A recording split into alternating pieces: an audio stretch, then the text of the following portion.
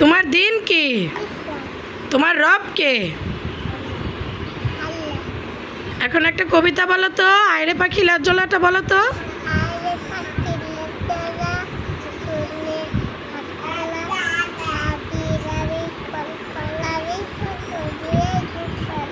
Very good. এখন twinkle টুইঙ্কেলটা বলো তো।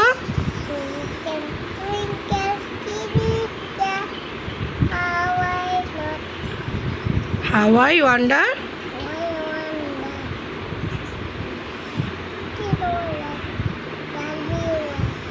এবার বেবে ব্ল্যাক শিপটা বলো তো।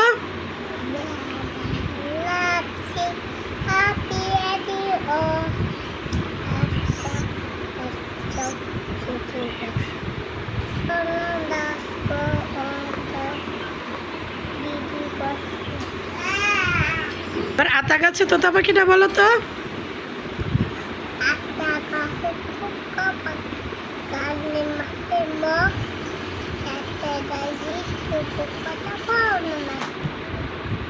মাশাল্লাহ মাশাল্লাহ, আমার আম্মু কবিতা পড়েছে। এখন আর কিছু বল, কবিতা বলবা? সিনেমানে এটা কি? এটা পরে পরে সা জিম হা খ দাল। এটা দাল জাল। আলিফে বাতে তাতে তামারুন সাতে সামারুন। আসসালামু আলাইকুম। আশা করি আপনারা সবাই ভালো আছেন। তো তখন তো দেখতেই পেলেন আমার মেয়ে পড়াশোনা করতেছে। আজকে শুধু পড়াচ্ছি। তো এখন ওর হাতের লেখাগুলোও লেখাবো। স্কুল তো বন্ধ জানেনি, কিন্তু স্কুল থেকে ফোন করে বলেছে যে প্রত্যেক দিনের তারিখ অনুযায়ী হাতের লেখাগুলো লিখিয়ে নিতে। তো এখন সেই হাতের লেখাগুলো লেখাবো। আর এখানে আমার ছোটো মেয়ে পেন্সিল নিয়ে খেলা করছে। ওদের এখন পড়তে বসাবো। তো আমার ছোটো মেয়ে এখানে রাবার দিয়ে দাগগুলো মুছে ফেলছে। আমি রাখো রাখো, এটা আপু লিখবে এম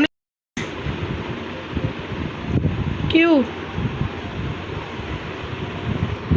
লেখো। এটা এখানে লেখো কিউ। ওর মতো একটা দাগ দাও, গোল দাও। আর লেখো আর, এই যে পি এর মতো আর, এটার মতো। হ্যাঁ এখানে আর লেখো।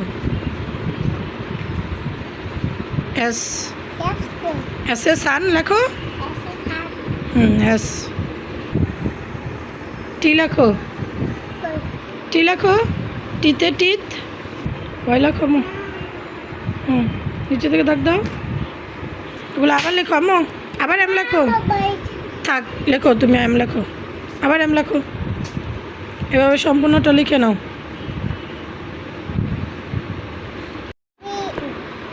এবিসিডি বলো তো আম্মু।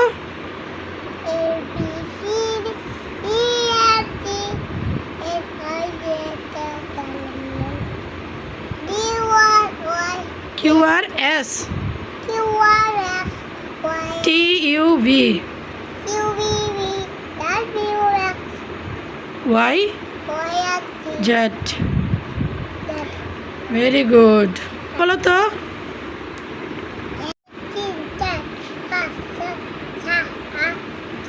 নয় একে শূন্য পরে 11 বলো তো। পরে 13 পরে পরে 14 পরে পরে 16 বলো। 16 পরে 16 পরে কত হয়? 16 পরে 17, তারপর 18, 19, 20। তো সিনামণি ছোটো মানুষ, ও মুখে সম্পূর্ণ পড়া বলতে পারে না, তাও কিছু কিছু শিখেছে। আর বড় বড় পড়াগুলো ও বলতে পারে না। আম্মু তুমি কি 1 2 গুলো বলতে পারবা? বলো তো। পরে পরে 3 পরে পরে পরে তারপর পরে পরে পরে মাশাল্লাহ 10। পরে এবার 11 12 গুলো বলো তো, বলো 11 পয়লা মা মুখে দাও না, ঠিক আছে। 13 এর পরে কি বলো, ফলো ফলো ফলো। 14, তারপর 15, তারপর 16, 17, 18, 19, 19, ঠিক আছে বলো 19, 20। Very good. এখানে লেখা হয়ে গেছে, তো আমি এখন অন্য কাজগুলো করে নেব। ও পড়াশোনা করতে থাকুক, আমি লিখতে থাকো। হ্যাঁ, আমি অন্য কাজগুলো করে আসি, ঠিক আছে।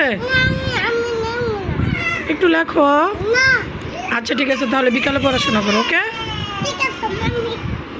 বিকালে একটু বাইরে বের হয়েছিলাম, তো এখন বাড়িতে আসলাম, কিছু কেনাকাটা করেও নিয়ে আসলাম।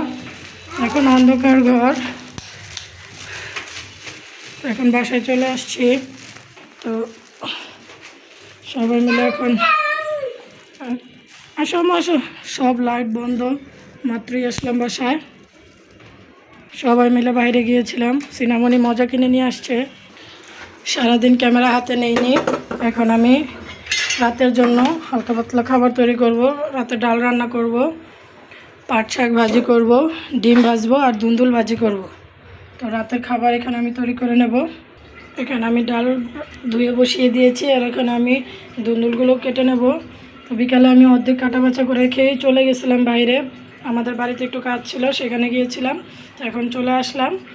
তো রান্না বসাতে বসাতে দেরি হয়ে গেছে, 7:30 বেজে গেছে। তো আমি তাড়াতাড়ি রান্নাগুলো শেষ করে নেব। বাসায় লবণ শেষ হয়ে গিয়েছিলো, আসার সময় লবণ নিয়ে আসছে। ডালও শেষ হয়ে গেছিলো, ডালও কিনে নিয়ে এসে ডাল বসিয়ে দিয়েছি। এখানে ডাল হয়ে গেছে, ডালে আমি হলুদ সামান্য পরিমাণে আর লবণ পরিমাণ মতো দিয়ে যাব।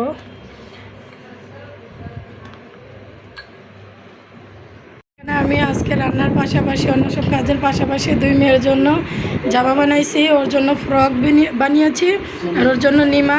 তো মূলত এটা সিনামনির জামা কাপড় থেকে কাপড় বেঁচে গিয়েছিল, সেই কাপড় দিয়ে ওর জন্য নিমা বানিয়েছি। আর ওই পাশে আমি রান্নাগুলো করে নিয়েছি।